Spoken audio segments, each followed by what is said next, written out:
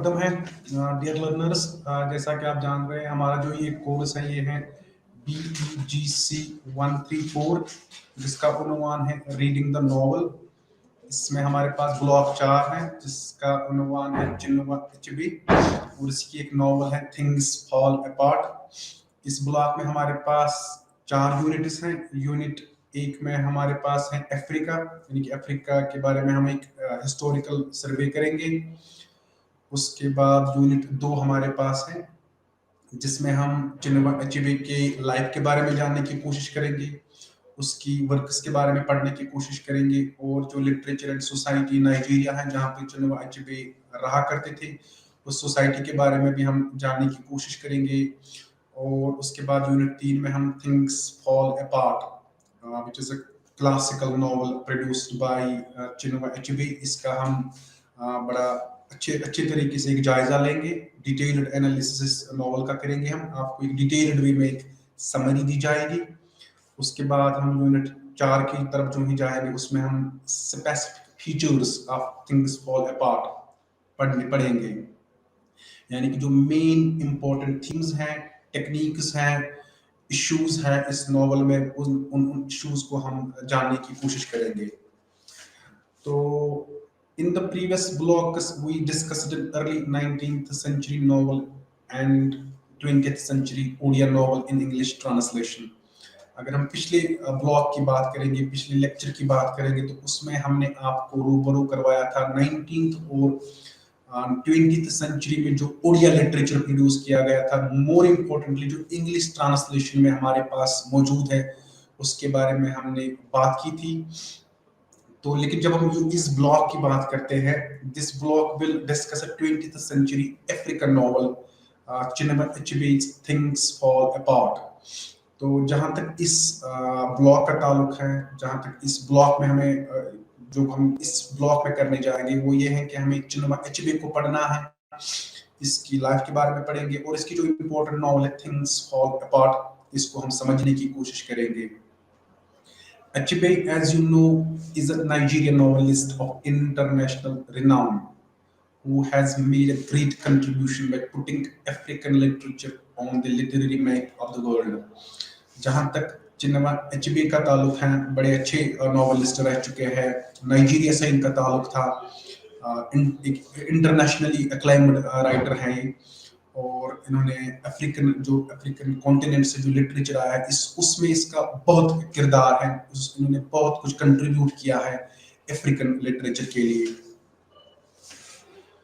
तो it is only in recent times that public attention has been drawn to African literature and you may not find much material pertaining to it in your local bookshops or library। जहाँ तक African literature का ताल्लुक है, बड़ा नया literature, एक new literatures में इसका ताल्लुक है, न्यू लिटरेचर्स में इसको माना जाता है। तो जहाँ तक अफ्रीकन लिटरेचर का ताल्लुक है, आपको शायद बहुत कम लिटरेचर अवेलेबल है आपकी लाइब्रेरीज में, आपके बुक शॉप्स में। लेकिन जब हम इग्नू की बात करते हैं आपके लिए स्पेशली ये कोर्स इंट्रोड्यूस करवाया गया है so that you would become very much acquainted, familiar with African literature through this block। क्योंकि इस ब्लॉक में हम आपको चिन्वा अचेबे के साथ साथ अफ्रीकन लिटरेचर का सर्वे करेंगे। हम अफ्रीकन लिटरेचर में कौन कौन मेन राइटर रह चुका है उनका हम जायजा लेंगे, अफ्रीकन लिटरेचर में कौन से इश्यूज ज्यादातर डिस्कस होते हैं उन इश्यूज के बारे में भी हम बात करेंगे। तो यहाँ पे लिटरेचर की बात आ रही है, अदब की बात आ रही है। तो जहाँ तक लिटरेचर का ताल्लुक है, literature you all know it deals with human life, it portrays human life in a realistic manner। तो एक राइटर, एक जो लिटरेचर प्रोड्यूस करता है उसको हम एक राइटर का नाम देते हैं। तो राइटर बनने के लिए या लिटरेचर जिसको हम बोलते हैं, लिटरेचर लिखने के लिए आप में कुछ सलाहियतें होनी चाहिए, आप में कुछ क्वालिटीज होनी चाहिए, पहले आप में कुछ गुण होने चाहिए सो दैट उसके बाद आप एक अच्छे मुसन्निफ बन सकते हो, एक अच्छे राइटर बन सकते हो। तो वो कुछ क्वालिटीज ये है कि जैसे कि आपके पास if you want to become a writer of good repute, if you want to become a good writer then you have to have greater power of imagination. Unless and until you don't possess this power of imagination, you can't produce works of substantial nature. You can't produce works which are having a universal appeal, or which could appease different readers. तो पहले ही जो एक quality एक writer में होनी चाहिए वो एक इमेजिनेशन होनी चाहिए. डजेंट मैटर आप क्या लिखते हो, whether you are whether you want to become a prose writer, or for that matter you want to write poetry or even dramas. You have to have this power of imagination. जितनी strong power of imagination आप में है, उतने अच्छे substantial works आप produce कर सकते हो, उतने अच्छे मयार के आप राइटिंग्स प्रोड्यूस कर सकते हो. दूसरी जो क्वालिटी आपके पास होनी चाहिए वो you must have a comprehensive soul. You must have that great zest for life. यानी कि you will have to understand the happenings of whatever is happening in our society.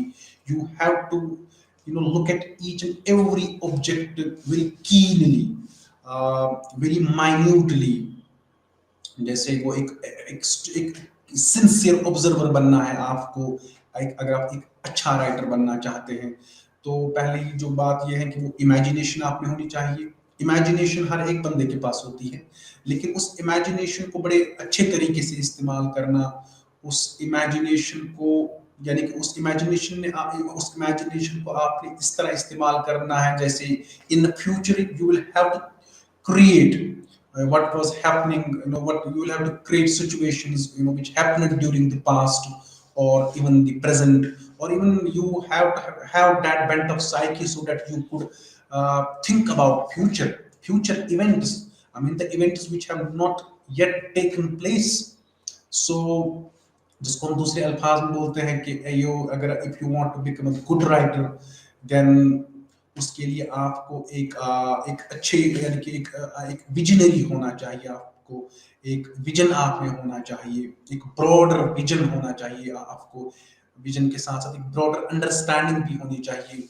क्योंकि अगर आप राइटर्स पे नजर दोहराओगे, जितने भी जो भी अच्छे राइटर्स रह चुके हैं, चाहे आप अफ्रीकन लिटरेचर की बात करोगे या इंडियन लिटरेचर की बात करोगे, या even who could forget the name of English literature. In English literature you have numerous writers, countless writers who have produced writings, works of universal nature, जहाँ पे आपको एक एक एक जिस यानी कि टाइमलेस थीम्स आपको उनमें मिलती हैं उन वर्क्स में. And even you could name those literary figures such as William Shakespeare, John Milton. When we talk about English literature, when we talk about English literary writers, the great gems of English literature, the greatest writers of English language, then you have this name of William Shakespeare, or you have many writers जिनके पास एक broader vision था, जिनके पास एक broader understanding जिनके पास थी, I mean who possessed greater power of imagination, who were having the greater zest for life, who possess uncommon sensibility, who are having an uncomprehensive who are having a comprehensive soul, or who had a comprehensive soul. Writers like William Shakespeare, John Milton. When you come back to the in this romantic era, then you have writers like William Wordsworth, John Keats, P.B. Shelley, Coleridge. They are all classical writers of English language. When you move to the 19th century literature, then you have numerous prose writers like Charles Dickens, even Thomas Hardy. And when you look at English poetry, then at English poetry of the 19th century, then we are having names like Alfred Tennyson, Robert Browning. कहते हैं कि Robert browning, अगर आप कभी कभार अपने आप को लो फील करते हो, you feel depressed, you feel out of sorts, then you have to read poems of Robert Browning. Why?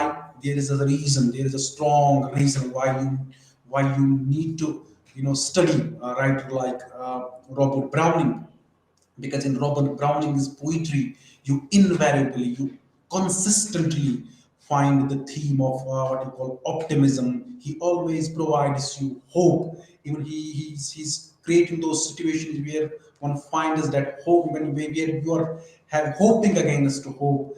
And his poems are they soothe your mind, they soothe your temperament. They even, if you are going very low, if you are feeling very low, then Robert Browning's poetry has that magical power, that could, I mean, those poems could even, motivate you, give you, self confidence, self respect.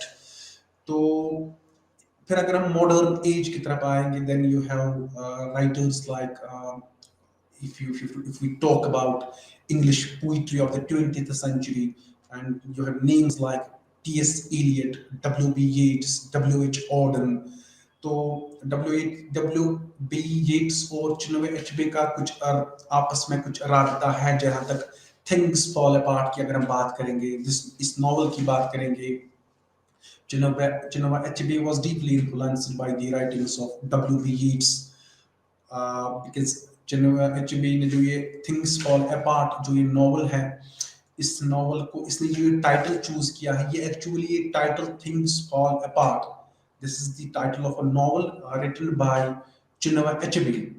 But when you go into the historical background of this, when you think very deeply about this title, when you do a comprehensive study of this title, then you find this things fall apart. This line has been already used by someone. Actually, it is W.B. Yeats. उसकी एक poem है second coming, the second coming. उस second coming में वहां पे एक line इस्तेमाल करते हैं W B Yeats, things fall apart, the centre can not hold.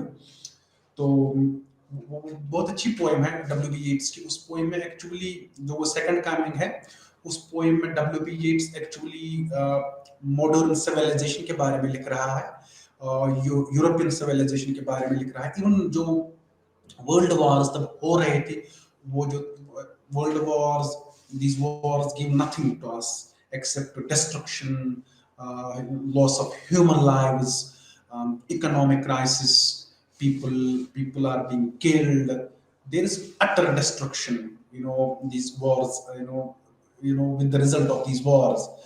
But the thing is, now this is very important, which you need to remember, that is this, things fall apart. The title of this novel has been taken, this line, this novel, this title of this novel has been taken by Chinua Achebe from W.B. Yeats' poem. That's called The Second Coming. Read that poem, it's a wonderful poem. It describes the horror, the scenario of the 20th century Europe, especially when Europe was struck by the World War First. तो उसके related फिर European Christian civilisation के बारे में भी आपको इस poem में देखने को मिलता है कि हाउ जो यूरोपियन सिविलाइजेशन, जो क्रिश्चियन सिविलाइजेशन है, वो कैसे चेंज होती जा रही है, कैसे वो अपने टेम्परामेंट को चेंज करती जा रही है. तो उस पोएम को भी पढ़िए आप, बहुत अच्छी पोएम है डब्ल्यू बी येट्स की. उस पोएम को अंडरस्टैंड करने के बाद आप इस नॉवल को अंडरस्टैंड अच्छे से कर सकते हो, because it's very important for you to know that the title has been taken from W.B. Yeats' poem, The Second Coming. Actually, we were talking about great writers of English language. Now we come to the 20th century English literature. तो वहाँ पे हम T.S. Eliot और W.B. Yeats की बात करते हैं. तो इन जैसे राइटर्स के पास ये why these writers are being remembered even today when centuries have passed. Let's talk, if you talk about William Shakespeare, he was living in the 16th century England. That means he was living during the Elizabethan era. But Shakespeare is being talked, he's being talked again and again. Even he's taught in most of the schools in Europe. Not only in Europe, Shakespeare you always find he's name you always find in syllabus of university level, college level, or even in school level. So there is something in Shakespeare. We're talking about Shakespeare in what sense? Shakespeare is a universal character. He's a universal writer. When you read Shakespeare's writings, when you read Shakespeare's dramas, you find universal themes in Shakespeare's plays. Not only plays, even he had written poems as well. So Shakespeare's plays, Shakespeare's poems, they appeal. His poems and dramas soothe your mind. So this is one of the great traits a good writer is having. That is this कि एक जो writer होता है, he's ageless, he's timeless, he's applicable to all ages. For instance अगर आप Shakespeare को एक shopkeeper पढ़ेगा, शॉपकीपर के लिए भी एक शेक्सपियर जैसा राइटर बंदा, शेक्सपियर जैसा बंदा रेलेवेंट है।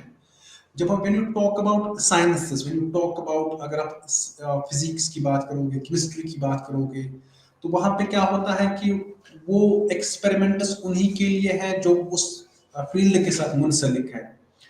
या किसी और तबके की आप बात करोगे, तो लेकिन जब जहां तक लिटरेचर की बात है, ये उतनी ही अपील एक साइंटिस्ट के लिए करती है जितने एक शॉपकीपर के लिए इसमें एक अपील होती है। You might have seen people, you know, चाहे आप एक बंदे को गालिब की पोइट्री अपील करती है, doesn't matter whether that person is a he or she is related to academics, that or he or she is related to politics, or even Galib's poetry could appeal anyone. I mean, there is no restriction in literature.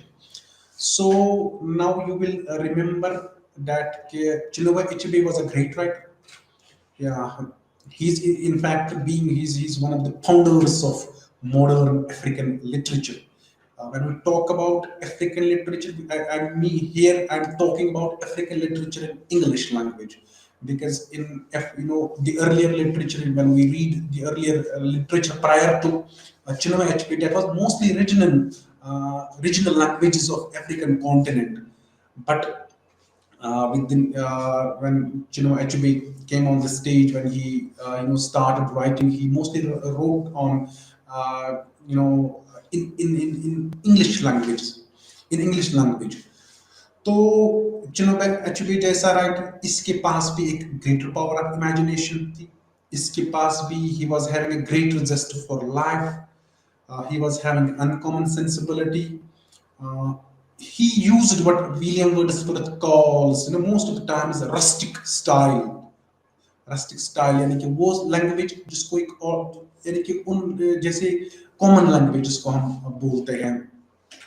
तो ये जब जहां तक अब writers की बात अगर हम कर रहे हैं, तो आपने ये याद रखना है कि जो अच्छा राइटर होता है, even anyone among you could might be a good writer, or even anyone among you want to be a good writer, then what you will remember is, you will have to inculcate these traits in yourself if you want to become a writer of international repute. So the first thing is, you will focus on this power of imagination. You will have to broaden your this what you call horizon of mentality, this vision. You have to have a broader vision. Then you will have to understand what is happening in your surroundings, यानी कि broader understanding level जिसको हम बोलते हैं. Then you will have to you have to have this uncommon sensibility. तो ये चीजें आप बड़े अच्छे राइटर्स, जितने भी बड़े जो राइटर्स होते हैं, उनमें ये चीजें हैं, और यही चीजें उनको यूनिवर्सल बनाती है, यानी कि they never die, they live with us. We talk about the, even when you talk about writers like Ghalib, he's maybe some 250 years back dead, but people still read Ghalib's poetry. So why? Even Ghalib was, जो अच्छे writers होते हैं, I mean, whosoever is a great writer, or whosoever was a great writer, they knew that they are having something, what you call this, inherent, which makes them universal. Uh, उनमें कुछ trait ऐसा होता है, और right हर एक writer के पास एक quality होती है, उनको पता है कि हम में कुछ है जिसकी वजह से वो जिसकी वजह से वो पोइट्री लिखते हैं, और उसकी वजह से उनको पता होता है कि हमें आने वाले जनरेशन पढ़ेंगे। जैसे अगर आप गालिब की बात करोगे, गालिब राइटर्स समवेयर, बुला लो मुझे चाहे जिसदम, बुला लो मुझे चाहे जिसदम, मैं गया वक्त नहीं कि फिर अभी ना आ सकूं। Even Shakespeare writes somewhere, so long as men can breathe or eyes can see. It's a wonderful line. Actually, Shakespeare writes this in one of his sonnets. So long, initial sonnets. Shakespeare had written probably 154 sonnets. It's maybe a 17th sonnet or 19th sonnet. You could check it, but it is one, he writes this verse in one of his initial sonnets, wherein he shows us, displays his greatness as a writer. जैसे भी गालिब की बात कर रहे थे हम, कि वो लिख रहे हैं कहीं भी, बुला लो मुझे चाहे जिस दम, मैं गया वक्त नहीं कि फिर अभी ना आ सकूं। या इवन ही राइट्स समवेयर, है और भी दुनिया में सुखनवर बहुत अच्छे, कहते हैं गालिब का है अंदाज बयां और। This is Ghalib's what you call pride. This is Ghalib's vision. This is Ghalib for you. A Ghalib who knew that he's great as a writer. That's why he writes somewhere, रिक्ता के तुम ही उस्ताद नहीं हो गालिब, रिक्ता के तुम ही उस्ताद नहीं हो गालिब। यानी कि उर्दू लैंग्वेज के खाली आप ही मास्टर नहीं हो, यानी कि मेटाफोरिकल सेंस में अपने आप को ही बोल रहा है कि आप ही इस लैंग्वेज के मास्टर हो। कहते हैं अगले जमाने में कोई मीर भी था। तो in a similar way, Shakespeare is displaying in this verse his greatness as a writer, that he was having these magical powers of imagination, comprehensive soul. He was having a broader vision, uh, broader understanding level of human affairs. That's why he writes, so long as men can breathe or eyes can see, so long lives this, and this gives life to thee.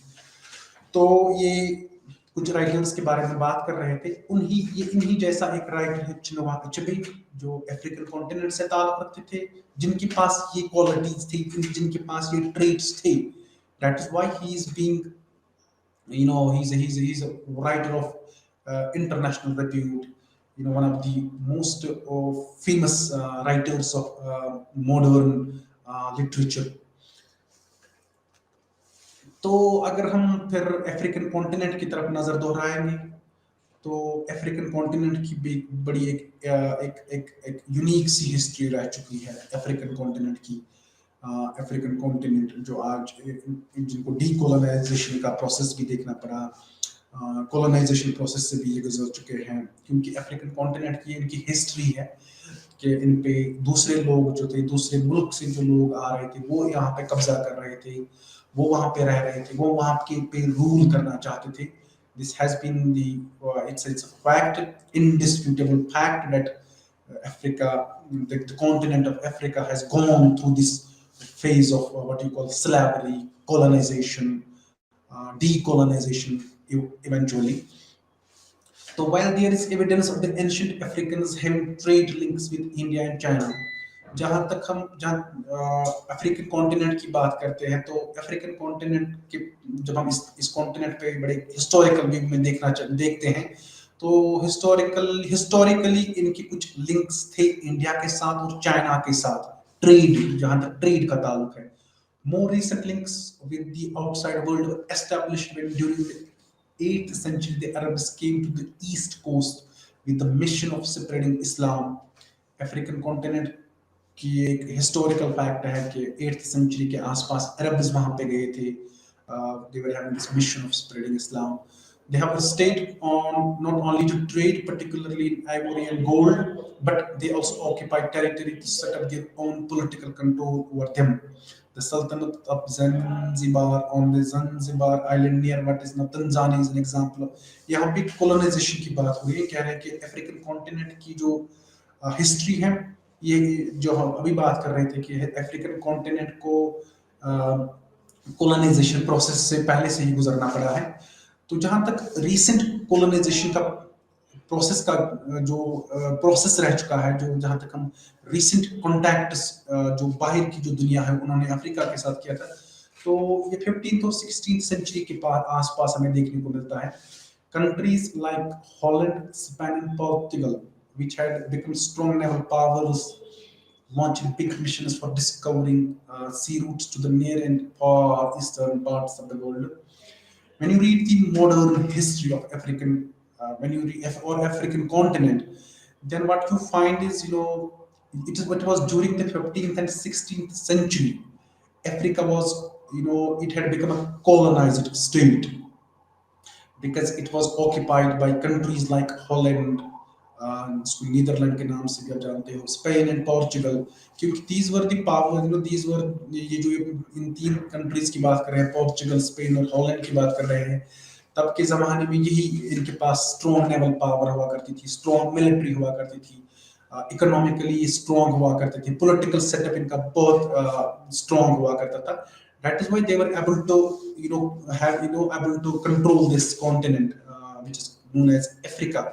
ये खाली Africa continent की बात यहाँ पर नहीं है, ये it was during the same era they tried to occupy even the Indian subcontinent, क्योंकि यहाँ पे भी पोर्चुगल आया था, स्पेन से लोग आए थे, तो उन्होंने यहाँ पे भी कब्जा जमाया था. ये actually this has been a trend of European civilization, that they find wherever they find this, there are lesser known lands, lesser known countries which are having, weak political structure, which are economically, dependent on others, or we can say which are not having good economy, तो उन पे वो कब्जा जमाते हैं, और even who are having weak military, तो उन पे वो कब्जा जमाते हैं. तो ये ट्रेंड बहुत पहले से ही है.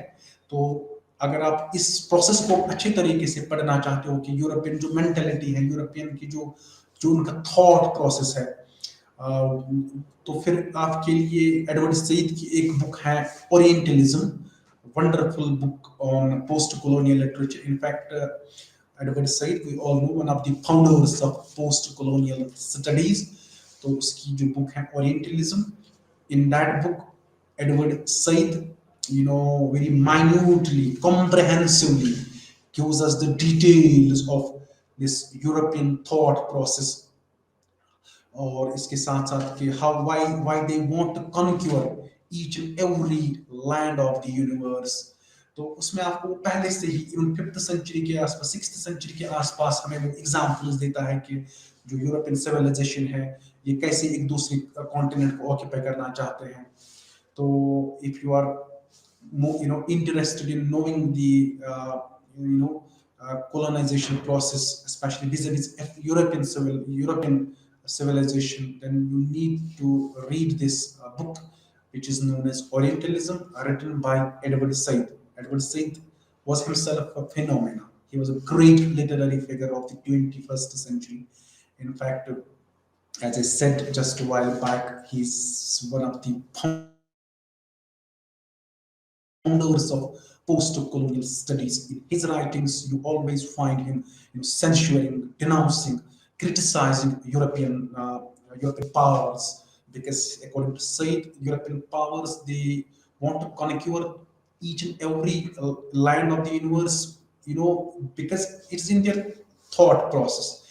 In their thought process, they believe they are the stronger ones. They are a superior race. They are enlightened ones, they are educated ones, they are superior in politics, education, science and technology, economy. तो उनके पास ये है. At times, according to Said, these Europeans, especially when he talk about Europeans, mostly he talks about people who remain in the power, who are controlling the political setup of the country. तो जब आप उसको, for instance, this has been unfortunately this has been the trend of European civilization, that they feel they are a superior race. Even Thomas Macaulay का आपने नाम सुना होगा. जब वो इंडिया आए थे, जब ब्रिटिशर्स इंडिया पर राज कर रहे थे, तो फिर एक उसकी एक फेमस स्टेटमेंट है, तो वहाँ पे तब एक वो एक सरकारी मुलाजिम के तौर पर एक काम कर रहे थे इंडिया में। इट्स जब 19th सेंचुरी में ब्रिटिशर्स राज कर रहे थे इंडियन सब कॉन्टिनेंट पे। तो फिर एक्चुअली मैं यहाँ पे आपको दिखाना चाहता हूँ कि जो ये जब एडवर्ड सईद बोलता है कि जो यूरोपियंस हैं ये अपने आप को सुपीरियर समझते हैं। In other words we can say they are racists, they are ethnocentric if we use sociological term। Sumner ने जो WG समनर एक सोशियोलॉजिस्ट रह चुके हैं, उन्होंने टर्म एक इस्तेमाल यूज किया ethnocentrism। Ethnocentrism, you all know, it's a belief that their culture, one's culture is superior, far superior than the other cultures। जहाँ पे आपका रहन सहन, खाना पीना, ड्रेसिंग स्टाइल, उठना बैठना आपका बड़ा सुपीरियर है दूसरे कल्चर से। ये प्रॉब्लम है, ये रह चुकी है यूरोपियन सिविलाइजेशन के साथ। That's why Edward Said sometimes refer to this European civilization as their ethnocentric। तो ethnocentrism की आपको मैं एग्जांपल एक देता हूँ। Even you could find this example in William Shakespeare's writings। People say, when you read Shakespeare's writings, when you read the biographers of Shakespeare or even literary critiques on Shakespeare, they say Shakespeare wrote his writings are for writing's sake. His art was for art's sake. You could hardly find Shakespeare. He's a he's producing sermons for us. When I say sermons for us, I mean he's producing sermons through his writings for his readers। तो ये जब हम literature की बात करते हैं तो literature को मेनली दो कैटेगरीज में डिस्ट्रीब्यूट किया जाता है, डिवाइड किया जाता है। एक को हम बोलते हैं आर्ट फॉर आर्ट सेक और दूसरे को हम बोलते हैं art for life sake. Art for art sake में क्या होता है कि जो जो राइटर होता है उसका ये पर्पस नहीं होता है कि he would teach you something. He is not a teacher for you. he is even he or she doesn't want to give sermons to you through his writings। These the writers who belong to this category, they write mainly, they just want to give vent to their emotions, feelings, whatever is inside in their heart or mind, they just write those things and nothing else। But even in that category you could critics John Keats को इस category में रखते हैं, William पेटर को इस category में रखते हैं, मिर्जा असदुल्ला खान गालिब को इस कैटेगरी में रखते हैं। लेकिन जहां जहां दूसरी कैटेगरी का ताल्लुक है जिसको हम बोलते हैं art for life sake. In art for life sake there is a category of writers who write, they are having this aim that they just want to spread some message to their readers। They just, for instance, you are having so many writers who are teachers for us। You are having writers like T.S. Eliot, W.B. Yeats, Robert Frost, Allama Iqbal। Through their writings what they वो आपको continuously teach, preach करते हैं। they are preachers for you। आप ऐसे काम करो, आपके लिए ये ठीक रहेगा, आप ऐसे ऐसे आगे बढ़ोगे। जैसे रॉबर्ट फॉस्ट भी कहीं पे लिखते हैं, the woods are lovely, dark and deep, but I have promises to keep and miles to go before I sleep and miles to go before I sleep। So in these lines, Robert Frost is actually giving you a hope that you shouldn't become despondent, you shouldn't feel depressed। Doesn't matter what something is hurting you। तो लेकिन आपने क्या करना है, you will have to look forward। एक hope देता है आपको। Even Iqbal's poetry, he's again and again teaching you। कोई भी आप ले लो, इकबाल राइट समवेयर, जैसे वो लिखते हैं कि सजदों से तेरे क्या हुआ, सदियां गुजर गई, बदल दे जो तेरी दुनिया वो सजदा तलाश कर, मंजिल से आगे बढ़कर मंजिल तलाश कर, मिल जाए तुझको दरिया तो समंदर तलाश कर। या ही राइट समवेयर, वो मुअज़्ज़ज़ थे ज़माने में मुसलमा होकर, वो मुअज़्ज़ज़ थे ज़माने में मुसलमा होकर, और तुम ख्वार हुए तारीख कुरान होकर। This is Iqbal for you। Iqbal as a teacher, a moralist, he just wants to teach you something। यहाँ पे मेरे को विलियम वर्ड्सवर्थ की बात याद आ रही है. William Wordsworth, even he once said, consider me as a teacher or nothing else. William Wordsworth, we all know, one of the founders of romantic revival, one of the founders of romanticism, romantic poetry in English language. What Wordsworth writes, he tells us very, explicitly that consider me as a teacher or nothing else. That means if you want to read, if you want to study William Wordsworth's poetry, then you will have to always look at him as a teacher. There is he. I mean, what teacher does? He teaches you wherever you feel, wherever the teacher feels, the student, they are not, getting or comprehending something, then he or she makes things easier for you, और वो आपको lesson देता है. वैसे ही William Wordsworth का भी मानना है. Actually he is not here only talking about his own self. He's actually talking about the great writers, the writers of every generation. That there is something in every writer, that is this, what he is having this thought, idea in mind, that he wants to teach something. He wants to send some message to his or her readers. तो अच्छा, बात यहाँ पे ये हो रही थी कि जो अच्छा, यूरोपियन सिविलाइजेशन, इवन शेक्सपियर की भी हम बात करते हैं, वंडरफुल राइटर. हम शेक्सपियर की बात करते हैं कि most of the times Shakespeare की जो राइटिंग है उसको 8 पर 8 से की कैटेगरी में रखते हैं. यानी कि शेक्सपियर का कोई इरादा नहीं है अपनी राइटिंग्स में वो आपको समझाए, वो आपको कुछ सिखाए. लेकिन दिस इज नॉट ट्रू. कहीं कहीं पे आपको लगे कि Shakespeare maybe he writes without having any aim. When I say aim, I mean वहां पे आप वो मोरलिस्ट का काम नहीं करना चाहता है. वो खाली उसके क्या थॉट्स हैं, वो खाली वो पहुंचाना चाहता है अपने रीडर तक.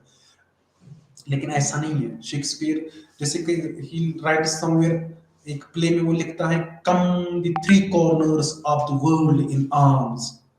Concentrate on these lines. Come the three corners of the world in arms and we shall shock them. ये किंग जॉन उसने एक प्ले लिखा है, उसमें शेक्सपियर, यानी कि यहाँ पे आपको एम आएगा. एक Shakespeare was a patriot, he was a nationalist, he was having this aim in mind. Shakespeare, he thinks like that his civilization is superior in every aspect. Because what he writes, come the three corners of the world in arms and we shall shock them.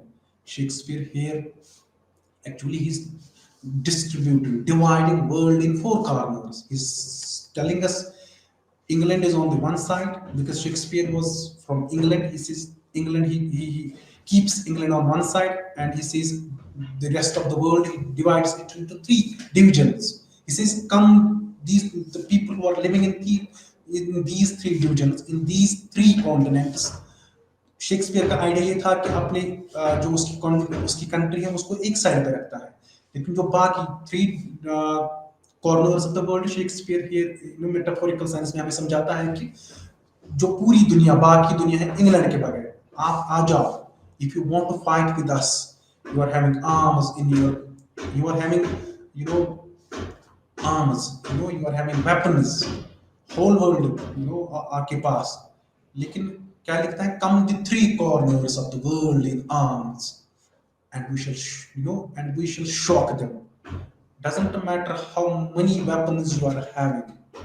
I mean, even doesn't matter कि आप कितने लोग आ रहे हैं, but ultimately what matters is Shakespeare is like, we shall shock them. यानी कि यहाँ पे सुपीरियरिटी कंसेप्ट आपको शेक्सपियर का दिख रहा है. यहाँ पे वो आपको दिख रहा है कि शेक्सपियर अपनी कंट्री को सुपीरियर समझ रहा है.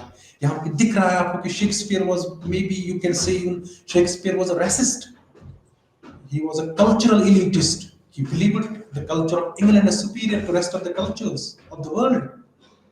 So even Shakespeare, a writer like Shakespeare, who once said, so long as man can breathe or eyes can see, so long lives this, and this gives life to thee. That means Shakespeare was very much aware of this fact that he was a great writer. his readings, his books will be, will be studied in the future, because he knew he was having a broad understanding of human life, society, you know, other institutions of the state. He knew he was having a greater power of imagination. Even he was having a comprehensive soul, as a great writer, possesses. But in this line, you find in a writer like Shakespeare, you find this theme of racism in his writings as well. Even उसने एक play भी लिखा है ओथिलो, वहां पे भी आप racism का थॉट वहां पे देखते हो। लेकिन इवन उसने एक रिचर्ड सेकंड, उसका एक और प्ले है, वहां पे भी शेक्सपियर अपने उसका जो कल्चर है, उसकी जो कंट्री है, उसको बड़ा सुपीरियर समझता है रेस्ट ऑफ द वर्ल्ड से। तो ये एक मेंटल, ये एक साइकी है यूरोपियन सिविलाइजेशन, ये एक थॉट प्रोसेस जो एडवर्ड सईद अपने बुक ओरिएंटलिज्म में बार बार हमें इस चीज से रूबरू करवाता है कि this is the problem with European civilisation, that they think they are a superior race, they are enlightened ones, they are chosen ones. तो इन शेक्सपियर रिचर्ड सेकंड में लिखते हैं, ये दिस इज रिचर्ड सेकंड में भी आपको यही racism का आपको वहां पे मिलेगा। इवन हम थॉमस मैकावले की बात कर रहे थे, even he writes somewhere English is better worth knowing than Sanskrit और अरबिक, या वो कहीं पे लिख रहा है, I certainly never met with any orientalist who ventured to maintain that the Arabic and Sanskrit poetry could be compared to that of great European nations. तो यानी कि मैंने दोनों एजुकेशन, उसकी एक अच्छी बड़ी फेमस बुक है मैकावले की। तो इसमें वो लिख रहा है, कहीं पे इसी बुक में वो लिख रहा है कि अगर आप संस्कृत पोइट्री को उठाओगे, अरबिक पोइट्री को उठाओगे, फिर भी उसको उन चीज, यानी कि whole literature which have been written in the subcontinent, एक बुक आप वहां से यूरोपियन सिविलाइजेशन की उठाओगे एक लाइब्रेरी से, फिर भी उसके बराबर नहीं है। So this is what you call this, एक रेसिस्ट का यही थॉट होता है। तो अब हम राइटर्स की बात कर रहे हैं, एक्चुअली यही चीजें आप चिनुआ एचबी की राइटिंग्स में भी देखते हैं। Chinua Achebe is again and again censuring this, कि जो यूरोपियन सिविलाइजेशन, यही प्रोसेस और यही thought of things fall apart में भी देखते हो। एक्चुअली थिंग्स फॉल अपार्ट में क्या है कि वहां पे जो अफ्रीकन कॉन्टिनेंट में जो यूरोपियन पावर्स जाते हैं, वो वहां पे अपना रिलीजन सेपरेट करते हैं, उनको क्रिश्चियंस बनाते हैं, उनको वहां पे एजुकेशन अपनी लैंग्वेज में देते हैं, जो उनका अपना कल्चर होता है, उनकी अपनी लैंग्वेजेस होती है, उनका अपना एक फोक कल्चर होता है, उनके जो ड्रेसिंग स्टाइल होती है, वो उनको इरेज करते हैं। It's against this Chinua HB had written this novel. Actually, he's labeling, he's waging a war against this European culture. He's of the opinion that if African culture, according to the Europeans, is inferior, black, let it be so, because this culture is with us since centuries. This is our own culture. We will have to live with it. We shouldn't feel depressed, or we shouldn't feel embarrassed if we are contacting with any white man, European man.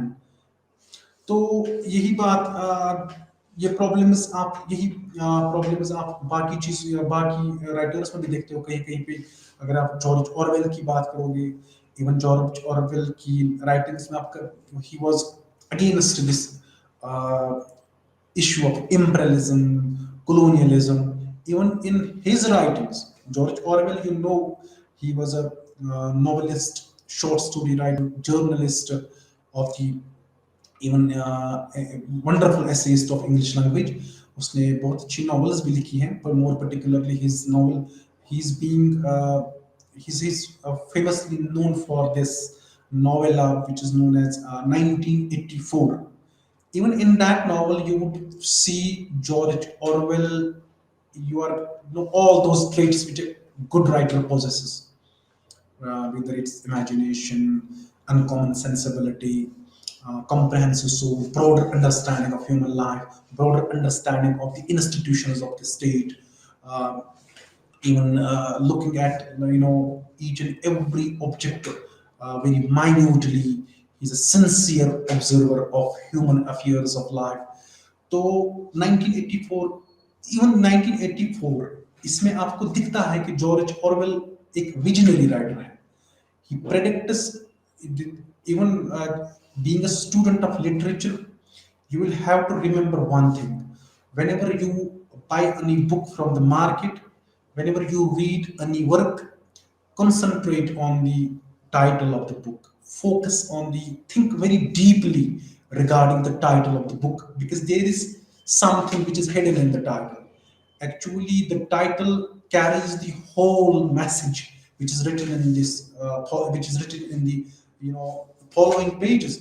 तो आपके लिए जो भी आप अगर आप कोई book लाते हो, पढ़ना चाहते हो, तो हमेशा कंसंट्रेट किया करो टाइटल पे. टाइटल में एक मैसेज छुपी होती है.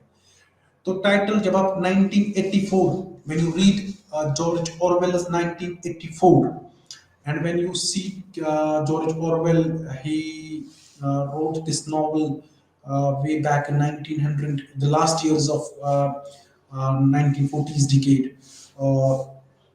तो लेकिन 1948 or 1949 is the publication date of this novel, but in 1949 George Orwell actually gives this title 1984 to his novel. When in 1949, यानी कि 1949 में जॉर्ज ऑरवेल एक नॉवल लिखता है.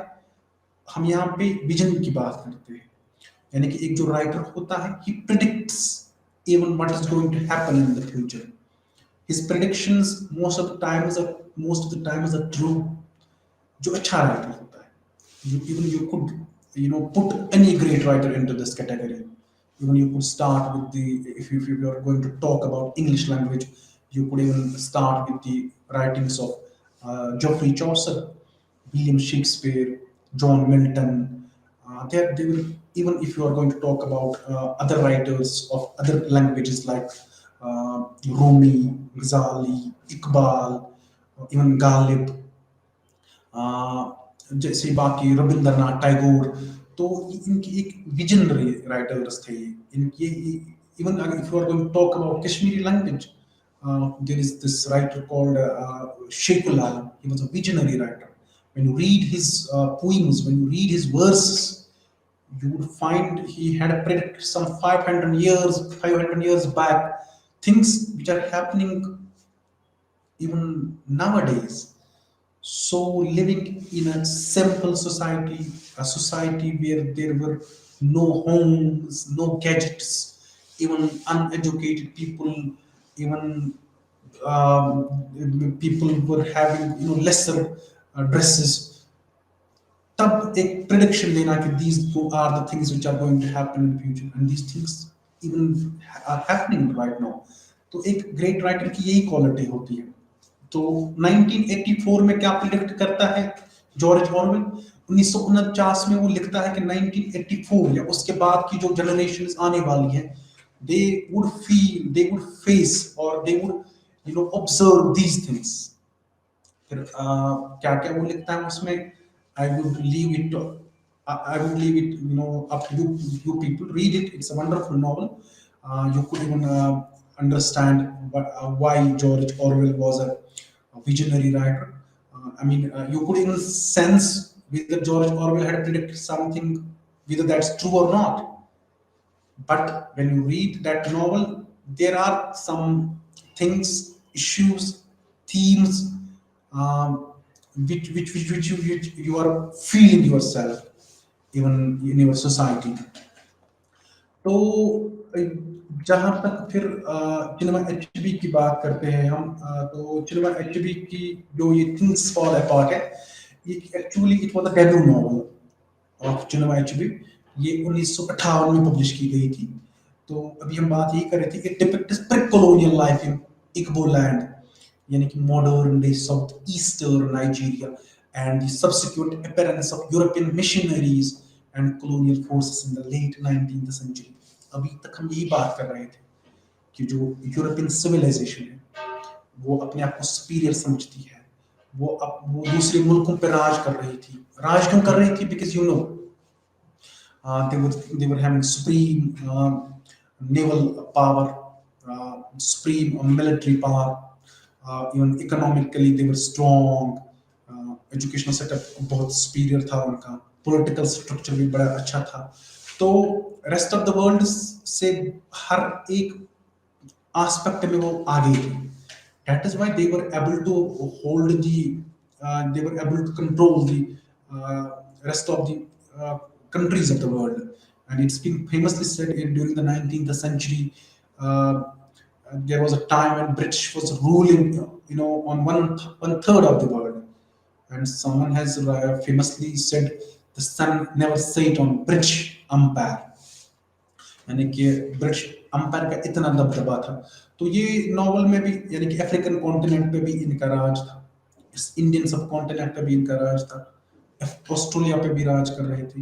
इवन पहले पहले अगर अमेरिकन सिविलाइजेशन की बात करेंगे वहां पे भी इनका दबदबा था। लेटर ऑन फिर चेंज होता गया, जब ग्लोबल पावर स्ट्रक्चर जो है वो फिर चेंज होता जा रहा है। कभी एक दौर हुआ करता था जब ओटोमन एम्पायर रूल किया करता था, उसके बाद जब स्पेन, पोर्चुगल, फिर इनके पास या इवन या फ्रांस, ये सुपीरियर कंट्रीज मानी जाती थी। ग्लोबल पावर, जो ग्लोबल पावर इनके पास हुआ करता था, या ग्लोबली ये ऑक्यूपाई करते थे टेरिटरीज को। लेकिन फिर अमेरिका या उसके बाद इंग्लैंड और later on we saw America. तो आजकल इट्स अ मल्टीपोलर वर्ल्ड। तो it's seen as the archetypal modern African novel in English and one of the first to receive global critical acclaim. तो जहां तक थिंग्स फॉल अपार्ट की बात करेंगे हम, you would remember this कि it was published in 1958। Nigerian author Chinua Achebe के बारे में बात कर रहे थे। इसमें एक्चुअली वही कॉलोनियल एरा की बात इसमें आपको देखने को मिलती है। इग्बो लैंड, यानी कि अगर हम आज के कॉन्टेक्स्ट में देखेंगे, इसमें नाइजीरिया की सोसाइटी के बारे में आपको, नाइजीरिया का जो सोशल स्ट्रक्चर है उसके बारे में लिख रहे हैं। नाइजीरिया के लोग कैसे प्रॉब्लम्स फेस कर रहे थे, अपने कल्चर को वो इरेज करते जा रहे थे। व्हाई? बिकॉज वहां पे यूरोपियन पावर्स वहां पे पावर में थे, गवर्नमेंट उनकी थी, एजुकेशनल इंस्टीट्यूशंस उनके थे। तो ये पहली मॉडर्न अफ्रीकन नॉवल मानी जाती है। तो जहां तक यूनाइटेड किंगडम की बात की, it was published in 1958 by William Henneman Limited and became the first work published in Henneman's African Writer series. So the novel follows the life of Okonkwo, an influential leader of the fictional Igbo in the novel. तो यहाँ पे जो novel है ये actually Nigerian country के बारे में लिख रहा है। वहाँ पे एक कैरेक्टर को चूज करता है, एक फिक्शनल कैरेक्टर को चूज करता है जिसका नाम है ओकोंको। एक इन्फ्लुएंशियल लीडर होता है, ये एक इग्बो से आता है, clan of Umuofia, who is among other things a feared warrior and a local wrestling champion। जो इसका मेन कैरेक्टर है ओकंको, यानी कि इस नॉवल का, वो क्या है, बड़े वॉरियर टाइप बंदा है, रेसलिंग भी करता है, रेसलिंग चैंपियन रह चुका है। The work is splitted into 3 parts, यानी कि जो ही आप इस नॉवल का तज़किरा करते हो, जायजा लेते हो, when you study this novel in a detailed manner, when you do a textual study of this novel, you find this novel is divided into 3 parts, 3 sections: part first, part second, and part third. So the protagonist, the main character of this novel is Okonkwo, who is an influential leader, who is a warrior, who is a brave man, who is a wrestling champion, and it actually describes his life। तो उसकी family के बारे में ये हमें उसकी family, वो अपनी लाइफ को कैसे जी रहे हैं, with the first describing his family, personal history, his violent exterior and tortured soul, and the customs and society of the Igbo। तो जहां तक पहला सेक्शन पार्ट फर्स्ट की अगर हम बात करेंगे, पार्ट फर्स्ट में what you will observe if you are going to buy this text from the market, or if you are having this text with you, what you would see initially in the initial pages of the novel, in the content page, on the content page of the novel, that this work is having three parts. This novel is divided into three parts. The first part is describing, displaying Okonkwo's family, his personal history, his violent character, and at times you will find him as a tortured soul, and moreover, you will find also the customs and the society of the Igbo culture, यानी कि Nigeria के बारे में जो उनका culture है, उनका रहन सहन कैसा है, वो आपको फर्स्ट पार्ट में देखने को मिलता है. The second and third sections introduce the influence of European colonialism and Christian missionaries on Okonkwo, his family, and the wider Igbo community. When once you are done with the first section, when you move to the second and third section, what you would notice is, the second and third uh, section of the this novel, you would see how European powers are capturing the political structure of the Igbo community. उसमें आपको एक उन missionaries का क्या role है, वहां पे missionaries कैसे उस सोसाइटी जो इग्बो कल्चर है, यानी कि यहाँ पे हम अफ्रीकन कॉन्टिनेंट के बारे में बात कर रहे हैं. अफ्रीकन कॉन्टिनेंट जिनको European civilisation mostly black continent के नाम से भी जानते हैं, अनएनलाइटेंड नाम वो बोलते हैं कि उनका मानना है, जैसे एडवर्ड सईद की पे बात करते हैं. These Europeans think the rest of the world, more particularly the people who are living in African continent, or for that matter in Indian subcontinent, ये पहले पहले की बात है. तो they feel the people who are living in these continents, they are unenlightened ones, they are uneducated ones, they are inferior ones, they are black in complexion. तो अब फिर उनका क्या मानना था कि ये मानना था कि we will have to civilize them. तो यहाँ पे मेरे जहन में एक नॉवेल याद आ रही है, जोसेफ कॉनराड की एक अच्छी नॉवल है. जोसेफ कॉनराड बड़े अच्छे राइटर रह चुके हैं इंग्लिश लैंग्वेज के. हार्ट ऑफ डार्कनेस उसकी एक नॉवल है.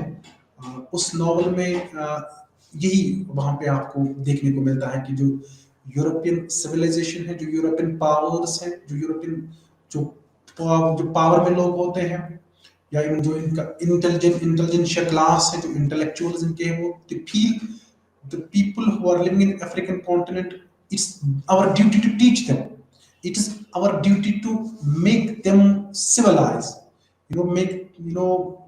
it's our duty to teach them how they should live. It's their duty to provide education to them. It's their duty to teach the people who are living in Africa and Indian subcontinent what they should wear, how they should wear clothes, which language they should speak. तो ये उनका mission था.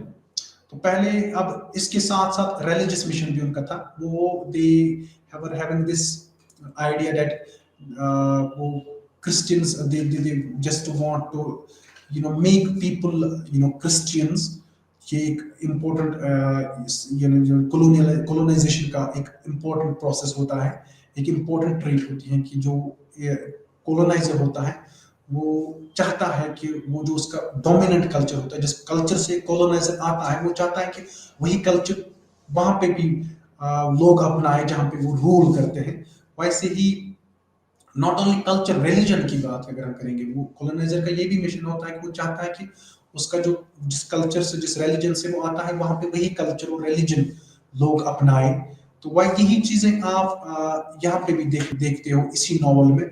और इस novel में actually it's not about only one character Okonkwo. No, it's actually describing the life of one whole community. When I say community, that means nation. You could even sense it in, you could feel that it's he HB is here talking about I mean, about all those places which have been occupied, which the territories which have been occupied by the colonizer. तो dear learners, आज का lecture हम यहीं पे इख्तिताम करते हैं। जो भी चीज़ें रह गई हैं वो नेक्स्ट लेक्चर में सम अप करने की कोशिश करेंगे। तो मिलते हैं नेक्स्ट लेक्चर में, तब तक आप अपना ख्याल रखें।